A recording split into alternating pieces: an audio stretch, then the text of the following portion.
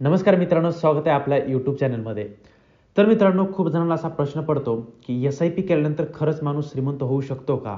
आता इतके दिवस जर इन्व्हेस्टमेंट करायची 10-10, 20-20 वर्ष, तर खरंच इथं जाऊन पुढे जाऊन आपण श्रीमंत होऊ शकतो का? आणि आपला जो पैसा आहे तो दुपटीनं तिपटीने वाढू शकतो का? असे खूप जणांचे प्रश्न आहेत.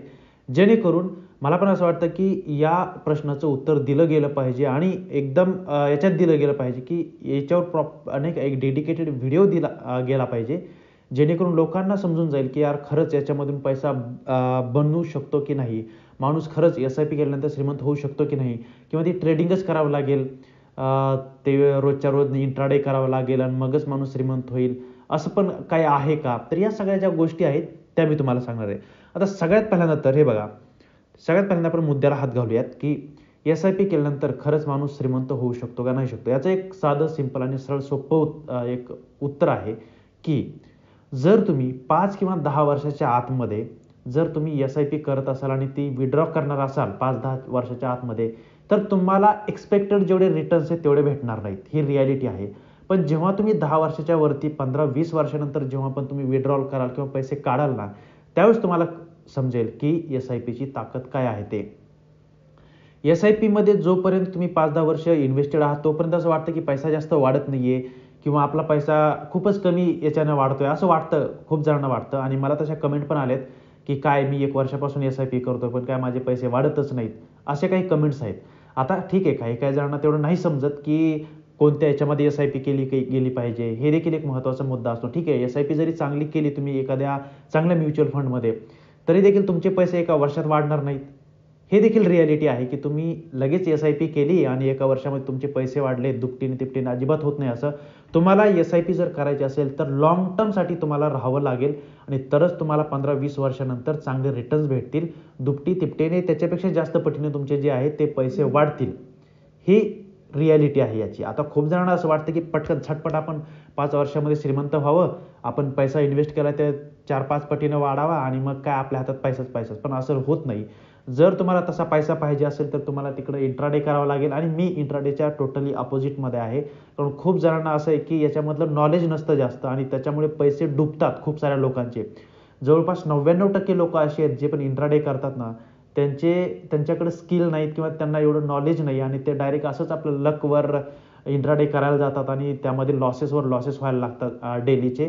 आणि मग ते बंद करतात कुठेतरी लॉसेस झाल्यानंतर, खूप सारं कर्ज केल्यानंतर. त्यामुळे मी कोणालाही रिकमेंड करत नाही सहसा इंट्राडे वगैरे जे काही त्या गोष्टी आहेत त्या करायच्या. पण तुमच्याकडे जर स्किल असेल तर तुम्ही ते करा, काही प्रॉब्लेम नाही. पण तुमच्याकडे स्किल नसेल, तुम्हाला त्यामधलं एवढं काही नॉलेज नसेल, तर ते त्या गोष्टी अजिबात करू नका. आता आपण येऊयात एस-आय-पीवरती. तर मी सांगितलं तुम्हाला, तुम्ही जर 5-10 वर्षासाठी एस-आय-पी करत असाल तर तुम्हाला एवढे एक्सपेक्टेड जे रिटर्न्स आहेत ते भेटणार नाहीत, जास्त रिटर्न्स भेटणार नाहीत. पण तुम्ही 15-20 वर्षांसाठी जर तिथं इन्व्हेस्टेड राहिला तर तुमचे जे रिटर्न्स आहेत ते खूप जास्त असतील, हे लिहून घ्या. आणि त्यामध्ये चांगले म्युच्युअल फंड निवडणं देखील खूप चांगलं आहे. म्हणजे हे आहे, गरजेचं आहे.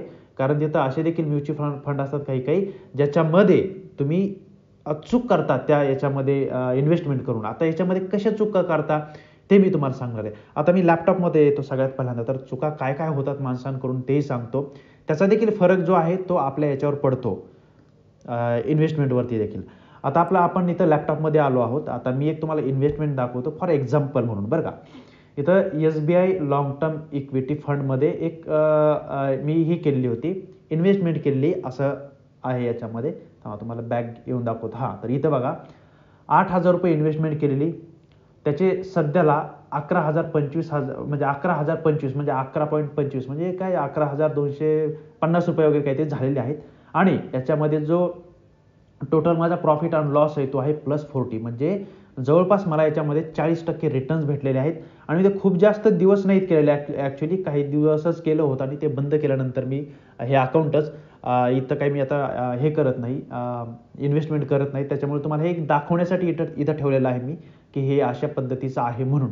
तर जर आता याच्यामध्ये आला तुम्ही, तर हे SBI long term equity fund म्हणून आहे, याच्यामध्ये केलं होतं. आणि हे ॲक्च्युली आता काढूही शकत नाही पैसे आपण, कारण हे लाँग टर्मवाले जे म्युच्युअल फंड असतात त्याच्यामध्ये आपण लगेच पैसे काढू शकत नाही. जवळपास 3 वर्ष याच्यामध्ये जे पैसे आहेत ते होल्ड करून ठेवावे लागतात, त्याच्यानंतर तुमचे जे पैसे आहेत ते निघतात.